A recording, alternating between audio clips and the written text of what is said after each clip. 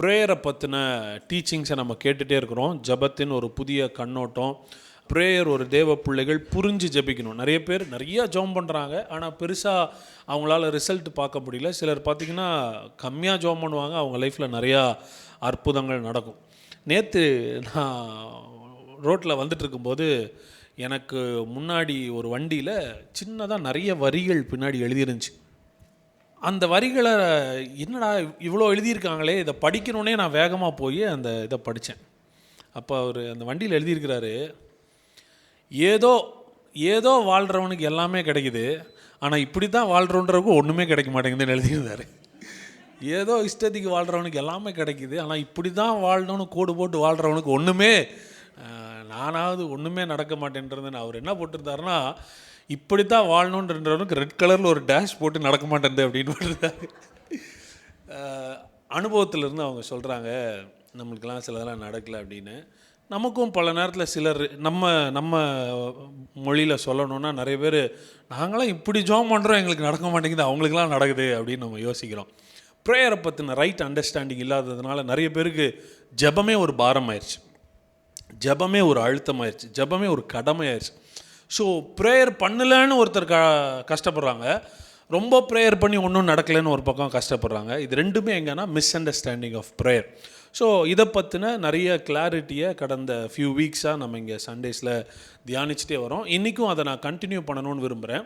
Prayer ஒரு wonderful experience. உண்மையாலுமே ஜெபம் நமக்கு புரிந்தால் அது இன்பமானதாய் ரொம்ப எஃபெக்டிவாக இருக்கும். ஜீசஸுடைய லைஃப்பை நம்ம பார்த்தோம்னா கூட ரொம்ப பெருசாக அவர் ப்ரேயர் பண்ணி நீங்கள் பப்ளிக் பிளேஸில் பார்க்கவே முடியாது. அவர் அதிகமாக ப்ரேயர் பண்ணிலாம் பார்க்க முடியாது. முதல்ல ப்ரேயர்னால் நம்ம சிலதை புரிஞ்சுக்கணும். நம்ம மைண்டில் ஒன்று வச்சுருக்குறோம், இதுதான் ப்ரேயர்னு, அதை வச்சு எல்லாரும் ஜட்ஜ் பண்ணுறோம், இவங்க ப்ரேயரே பண்ணுறதில்ல, இவங்க ப்ரேயரே பண்ணுறதில்லன்னு சொல்லிட்டு. ப்ரேயர் அப்படின்றது உங்களுக்கும் தேவனுக்குமான ஒரு உறவு. இதை பற்றி நமக்கு தெரியும், அது ஒரு ரிலேஷன்ஷிப், அது ஒரு ஃபெல்லோஷிப், அதெல்லாம் நமக்கு தெரியும். இன்றைக்கி இந்த ப்ரேயரில் பற்றி ஒரு ரெவலேஷன் உங்களுக்கு என்ன சொல்லிக் கொடுக்கணும்னு நான் விரும்புகிறேன்னா, you are co-creators with God. நீங்கள் தேவனோடு இணைந்து சிருஷ்டிக்கிறவர்கள். Prayer is a time of creation அப்படின்னு நான் சொல்லிக் கொடுக்கணும்னு விரும்புகிறேன்.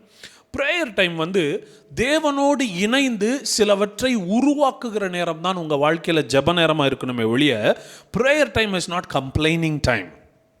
நிறைய நேரங்களில் நம்ம ஆட்டோமேட்டிக்காக நம்ம எப்படி பழகியிருக்கிறோம் அப்படின்னா, நம்மளுடைய கஷ்டத்தை சொல்லியே பழகியிருக்கிறோம். பாருங்கள், இந்த உலகம் அப்படி தான்.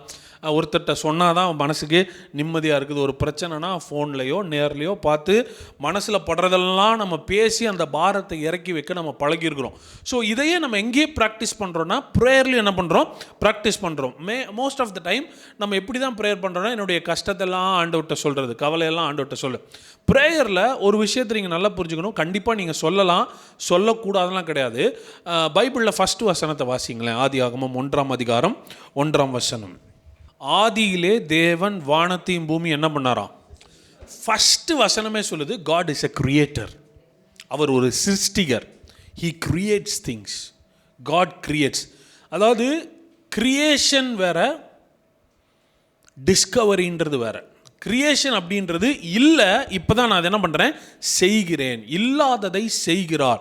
இது வரைக்கும் வானம்னு ஒன்றும் இல்லை, வானத்தை சிருஷ்டிக்கிறார். பூமின்னு ஒன்றும் இல்லை, பூமியை சிருஷ்டிக்கிறார். இயேசுவின் நாமத்தில் உங்கள் வாழ்க்கையில் கர்த்தர் சில அற்புதங்களை சிருஷ்டிப்பாராக. இல்லாதவைகளை தேவன் சிருஷ்டிப்பாராக.